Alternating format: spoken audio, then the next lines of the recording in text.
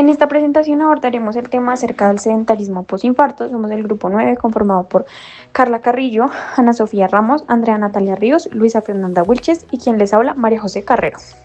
Para empezar con esta exposición, comenzaremos por el inicio, donde explicaremos el diagnóstico del problema y el por qué ocurre este problema.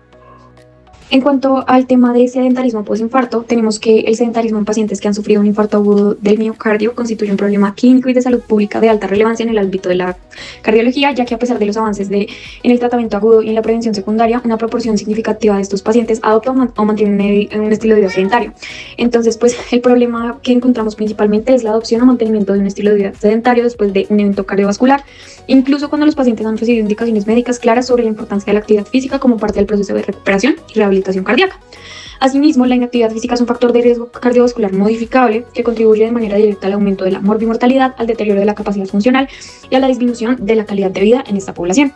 Adicionalmente, su persistencia compromete la recuperación integral del paciente, favorece la aparición de discapacidad e incrementa la dependencia funcional, generando así también mayores costos para los sistemas de salud. Bueno, lo principal es que tras el infarto muchos individuos experimentan miedo al esfuerzo físico por la percepción de fragilidad o por el temor a desencadenar un nuevo evento isquémico, lo que conduce a la evasión del ejercicio, incluso cuando este es seguro, es supervisado y también cuando han recibido las indicaciones médicas claras de qué ejercicio realizar y pues cómo realizarlo.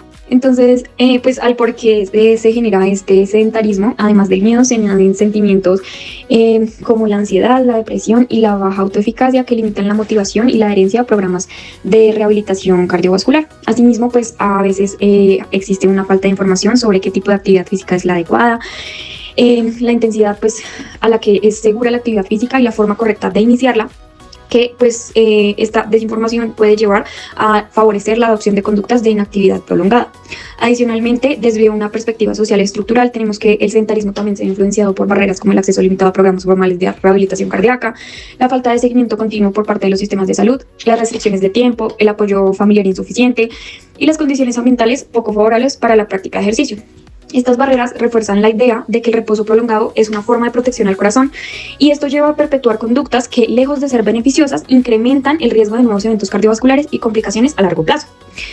Entonces, este es un problema que no puede entenderse únicamente como una elección individual, sino un comportamiento que está influenciado por múltiples determinantes biológicos, psicológicos y sociales, por lo que su persistencia compromete la recuperación integral del paciente, favorece la aparición de discapacidad, incrementa la dependencia funcional y genera pues mayores costos para los sistemas de salud, como ya se mencionó anteriormente. Ya para pasar del resultado del comportamiento, escogimos el caminar al menos 30 minutos al día, 5 días a la semana, a intensidad moderada, y para esto cogimos pues los criterios de especificación, que pues principalmente se van a utilizar personas que tengan antecedentes de haber sufrido un infarto, que van a realizar actividad física leve o moderada en las mañanas después de desayunar y antes de iniciar sus labores diarias, mínimo 5 días a la semana durante 30 minutos al día, y puede ser ya sea en su casa, en pues un lugar donde se sienta cómodo y pueda realizar la actividad física, y ya sea acompañado de familiares, amigos, conocidos o incluso estando solo. Finalmente, como diagnóstico, encontramos que hay una falta de realización de actividad física que lleva a un comportamiento sedentario mantenido por fallas en los 3 componentes del modelo COM-B, que es capacidad, oportunidad y motivación, en las que principalmente encontramos una disminución de su capacidad física que lleva a la reducción en la tolerancia al esfuerzo del paciente después de la presentación de la isquemia cardíaca, además de una carencia de información clara sobre la realización correcta, como ya se ha mencionado, la intensidad y los signos de alarma.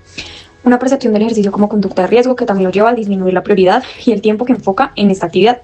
Y por último, la falta de espacios seguros para caminar o pues para el desarrollo de su actividad física. En esta parte entraremos en el nudo de la intervención. Aquí respondemos a una pregunta clave. ¿Qué vamos a hacer de forma concreta para cambiar el comportamiento del paciente post-infarto? En muchos pacientes post-infarto, el principal problema es una falla en la capacidad tanto física como psicológica. No saben cómo hacer ejercicio de forma segura, no reconocen la intensidad adecuada ni los signos de alarma y además presentan baja autoeficacia, es decir, sienten que no son capaces de hacerlo. A esto se suma el desacondicionamiento físico real después del evento cardiovascular. Para esta falla seleccionamos 3 funciones de intervención. Entrenamiento. Primero, el entrenamiento se enseñan habilidades prácticas como caminar correctamente, controlar la respiración y dosificar el esfuerzo. Se instruye al paciente en el uso de la escala de Borg y en el control de la frecuencia cardíaca, para que el ejercicio deje de ser algo incierto y se vuelva predecible y seguro. Luego, la habilitación. Aquí entra la rehabilitación cardíaca, con planes personalizados y seguimiento continuo, además del apoyo psicológico para disminuir el miedo al reinfarto. Y finalmente, el modelado, que es muy poderoso. El paciente observa a otros pacientes postinfartos realizando ejercicios de forma segura, escucha testimonios reales y recibe demostraciones prácticas por fisioterapeutas. En otros casos, el problema no es que el paciente no quiera o no sepa, sino que no tiene la oportunidad real de hacer el ejercicio. Puede haber poca oferta de rehabilitación, un entorno familiar sobreprotector, falta de espacios seguros para caminar o rutinas diarias incompatibles con la actividad física. Aquí la primera estrategia es la reestructuración ambiental, adaptar el hogar con recordatorios para moverse, definir rutas seguras de caminata y ajustar horarios familiares o laborales. También usamos habilitación, facilitando el transporte de rehabilitación, articulando redes de apoyo familiar y utilizando herramientas simples como aplicaciones o podómetros. Y por último, restricción, que no es castigo, sino límites saludables. Por ejemplo, evitar periodos prolongados de sedentarismo con reglas claras, como no permanecer sentado más de 60 minutos continuos. La tercera barrera es la motivación. Muchos pacientes creen que el reposo protege el corazón, tienen miedo condicionado al esfuerzo y perciben los beneficios del ejercicio como algo lejano, mientras que el sedentarismo ofrece recompensas inmediatas como comodidad o menor ansiedad. Por eso empezamos con educación, explicar que el ejercicio reduce entre un 20 y 30% el riesgo de reinfarto, que el entrenamiento supervisado es seguro y corregir creencias erróneas sobre el reposo prolongado. Persuasión. Mensajes que conectan la actividad física con la recuperación del rol familiar y laboral y retroalimentación positiva basada en el progreso clínico. También usamos incentivación, estableciendo metas semanales como recompensas personales y reconocimiento por la asistencia a rehabilitación. Y finalmente, coerción, explicando de forma realista las consecuencias del sedentarismo, como mayor riesgo de hospitalización y mortalidad, y estableciendo contratos conductuales con el equipo de salud.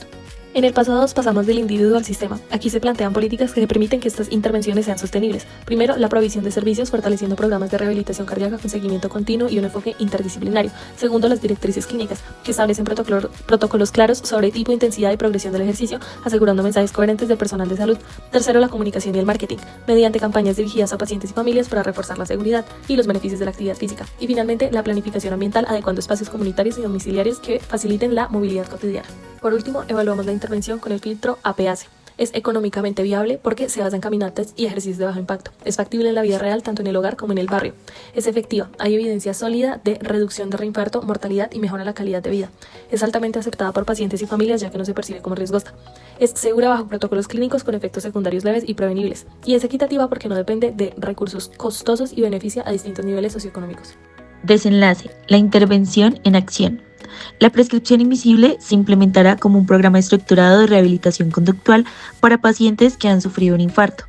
No se trata solo de recomendar ejercicio, sino de prescribirlo con la misma precisión que un medicamento. Esto significa que el ejercicio se indica con dosis, frecuencia, intensidad y seguimiento. El objetivo es convertir una recomendación médica en un hábito sostenido en el tiempo. Fase 1. Evaluación inicial y prescripción conductual. En la primera fase, el paciente recibe una valoración integral con cardiología y rehabilitación cardíaca. Evaluamos su capacidad física, su tolerancia al esfuerzo y, muy importante, sus miedos y barreras psicológicas. Con base en esto, se le entrega una prescripción personalizada que es alrededor de caminar de 30 minutos, 5 días a la semana, a intensidad moderada, con control de frecuencia cardíaca y con calentamiento y enfriamiento. El paciente no sale solo con una recomendación general, sino con una receta conductual clara y específica. Fase 2. Educación y entrenamiento práctico. En la segunda fase trabajamos sobre el miedo y la falta de conocimiento. El paciente recibe educación clara sobre los beneficios de ejercicio, incluyendo la reducción del riesgo de reinfarto entre un 20 y 30%. Aprende a identificar signos de alarma y diferenciar un esfuerzo normal de un síntoma peligroso. Además, realiza una demostración práctica con fisioterapia donde se le enseña cómo caminar, cómo respirar y cómo dosificar el esfuerzo. Esto aumenta su autosuficiencia y reduce la motivación automática negativa asociada al miedo. Fase 3. Implementación en la vida cotidiana. Una vez entrenado, el paciente implementa la actividad física en su entorno real, camina en un horario fijo, preferiblemente en la mañana después del desayuno, reduce los periodos prolongados sentado y realiza pausas activas cada 30 a 60 minutos. Puede utilizar una aplicación o un registro físico para monitorear su progreso. De esta manera, el ejercicio deja de ser solo una actividad aislada y se convierte en parte de su rutina diaria. Algo importante ya vendrá siendo el seguimiento y refuerzo continuo. La intervención no termina en la consulta inicial, incluye seguimiento telefónico periódico, retroalimentación del progreso y ajustes progresivos del plan.